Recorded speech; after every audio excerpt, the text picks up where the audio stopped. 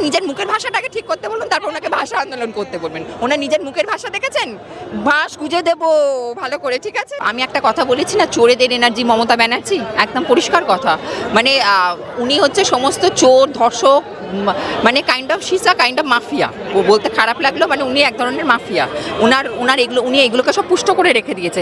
আজকে এতগুলো লোক বেকার বসে রয়েছে কেন? তুমি ওই পুজোটা কম, আগে কি পুজো হতো না? আগে তো পুজো হতো, কম টাকা করে ছোট প্যান্ডেল করে হতো। ওই টাকা, অতগুলো টাকা দিয়ে একটা শিল্প করতে পারতো, বেকার ছেলেমেয়েগুলো চাকরি পেতো।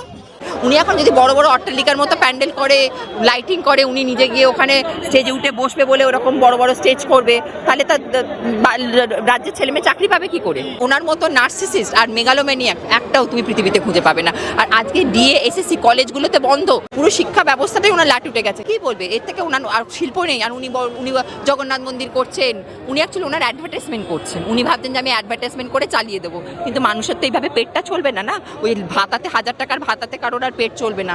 বাজার দর ঊর্ধ্বমুখী, এটা মাথায় থাকে। বাংলা হান্টের আরো খবর দেখতে নজর রাখুন। বাংলা খবর মানেই বাংলা হান্ট।